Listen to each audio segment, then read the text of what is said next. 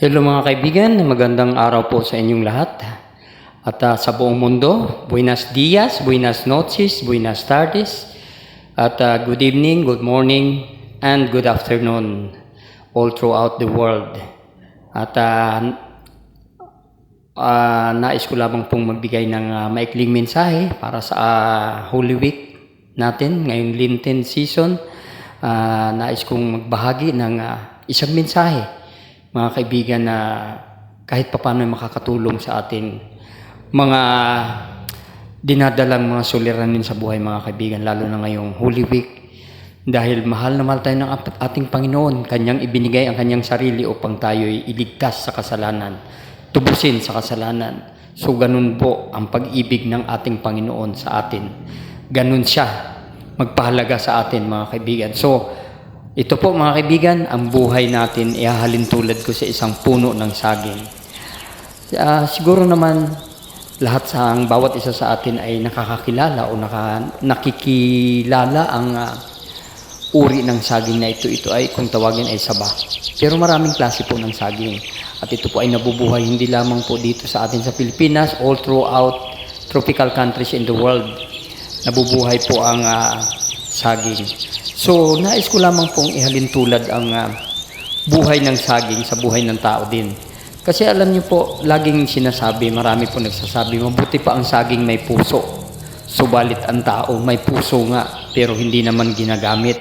Hindi naman marunong magmahal, hindi naman marunong mag-share, hindi naman marunong tumulong, hindi naman marunong umunawa. Subalit ang saging, basta't inalagaan mo siya, itinanim mo, bantayan mo siya, alagaan. Dahil kung tutuusin, hindi naman siya masyadong alagayin.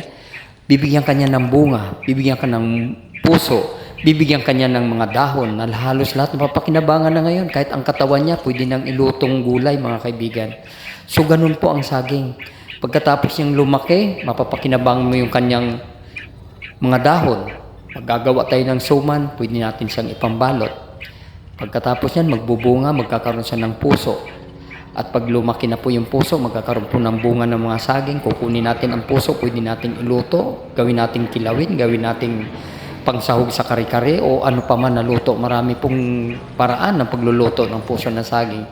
At pag siya naman po ay nagbunga, ayan na po, mapapakinabangan natin ang fruit of our labor. Sabi nga, andyan na po yung talaga naman napakasarap kumain ng sinaing na saging na saba o kaya pritong saba o kaya maraming paraan. Sa Bicol nga, ginagawang pinakro yan. Sa maraming mga pamamaraan ng pagluluto. So ganun po, mga kaibigan, nais ko pong ihalin tulad ang buhay ng tao, ang kasabihan na mabuti pa ang saging may puso. Kasi alam niyo po, kuminsan ang tao, oo nga may puso, pero hindi marunong magmahal. Hindi marunong umunawa, hindi marunong magbahagi. Meron na sila, magkakamal pa rin. Nagiging sakim, nagiging greedy. Gusto nilang kamkamin ang lahat ng kayamanan. Alam niyo po, mga kaibigan, mapasayuman ang lahat dito sa mundong ibabaw. Wala yan.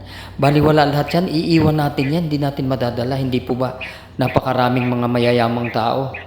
May mga mansyon, naglalakihan. Ano nangyari?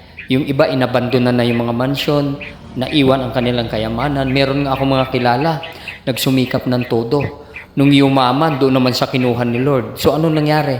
Nagkagulo yung mga naiwanan ng kayamanan dahil nag-aagawan.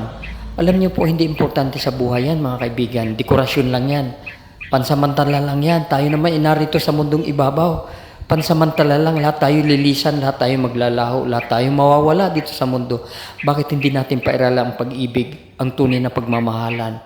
Huwag tayong maging sakim, huwag tayong maging maramot, huwag tayong maging greedy. Kasi yun ang nais ng ating Panginoon. Dahil ang Panginoon hindi naging maramot sa atin. Lahat tayo nagkasala, lahat tayo naging makasalanan. Ikaw, ako, tayong lahat nagkaroon ng mga kasalanan. Pero anong ginawa niya? Pinatawad niya tayo, tinubos niya tayo, ibinigay niya ang kanyang buhay dahil sa pag-ibig at pagmamahal sa atin na kanyang mga nilikha. Kaya huwag tayong mag-alala sa bukas dahil ang Panginoon di tayo pababayaan. Nariyan lang siya lagi, mga kaibigan. The Lord will never forsake us. He cares for us. He loves for us. Yan nga, ang sabi nga, yung mga ibon nga na hindi nagtatanim, hindi nagpupunla.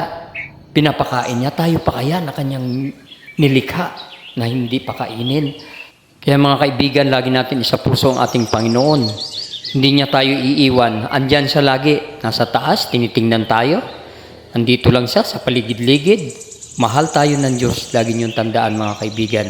At muli, ito ang iyong lingkod, si Froilan Snyder Macrisablo, na umaasa na sa Lenten season na ito, tayong lahat ay magnilay, magbasa ng Biblia, hindi puro magliwaliw lang, gumala o mamasyal.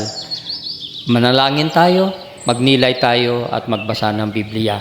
Maraming salamat hanggang sa susunod mga kaibigan. Higit sa lahat, pag-ibig sa ating kapwa. Yun ang nais ng ating Panginoon. Yun ang gusto niya sa bawat isa, sa kanyang mga nilikha. Dahil andyan lang siya. Muli, maraming salamat po and God bless everyone.